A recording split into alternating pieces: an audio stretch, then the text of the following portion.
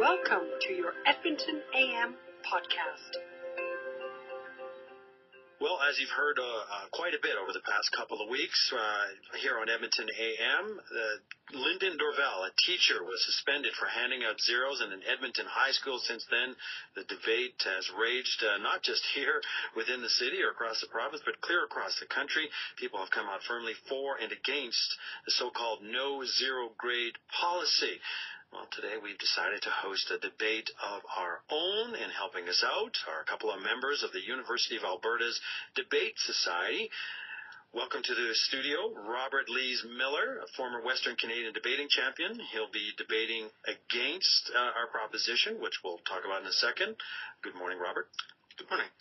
Debating in favor of our proposition, Iain, Ireland, a national finalist at last year's National Debating Championships. Good morning. Good morning. The proposition before you two is, be it resolved that the no zero grade policy in place at some Edmonton schools is an effective tool for encouraging personal student growth and achievement. And as I mentioned, Iain, you're debating in favor of this proposition. You will open up and you'll have 1 minute for your opening statement beginning now.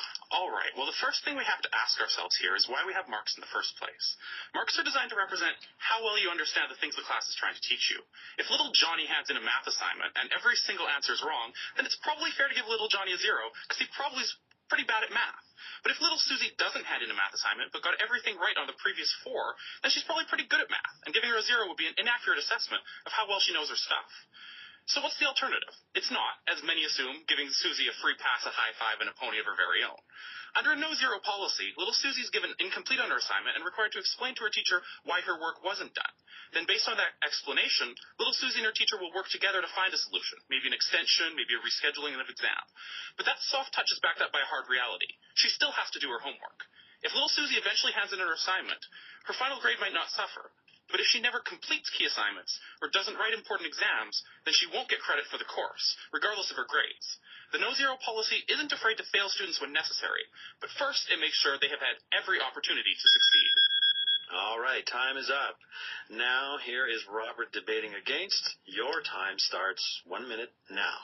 All right, so touching on what a mark means, I think a more important question is how we'll define a student in Alberta. Learning is more than just repeating lectures or doing arithmetic. Being a student is also a state of mind. It's about discipline and love of learning, and those are not separate from your ability in terms of your studies. A math assignment does not just test your being a calculator, but also how seriously you're taking your studies at the time. The degree to which a student applies themselves is a critical part of what it means to succeed as a student, and becomes even more important afterwards when they go into post-secondary or getting a real job. To ignore this and separate their behavior and ability is to forget that behavior profoundly affects ability. A genius who prefers playing video games to working has not accomplished more than a regular student who applied themselves and did well. Especially in fairness to regular students who are working hard for those grades, they are demonstrating that ability is dependent on work ethic. The two are not separate and isolatable as is proposed by a no-zero policy. Where students ignore their duties, it is more than just a behavioral issue that needs to be sorted out between the teacher. It's also a mark against their achievement as a student. All right, there we go. Now it's time for 4 minutes of head-to-head debate. Go.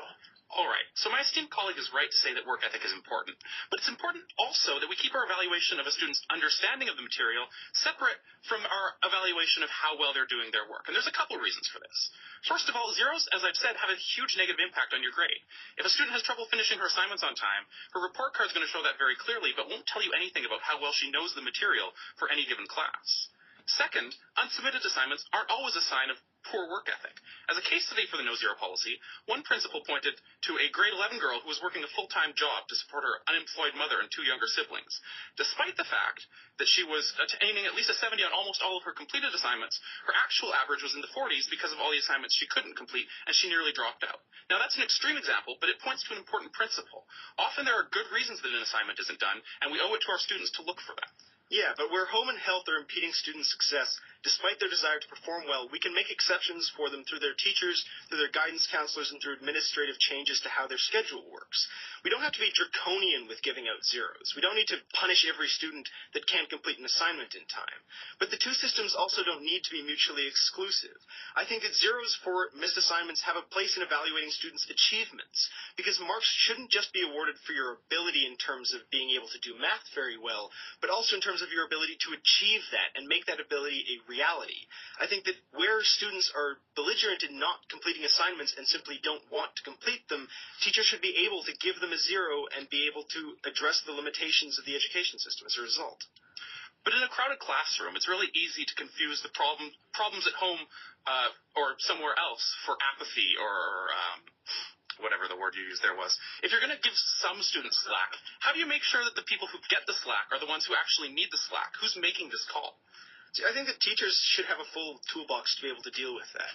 I think that in terms of a superintendent making a blanket statement and saying that we should never be giving out zeros to any students ignores the realities of the classroom.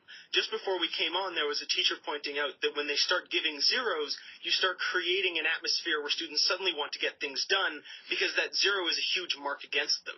Having an incomplete and having to go into talk to your teacher, for some students is going to make the difference between, failing a course or not failing a course, because now they can start getting the help that they need.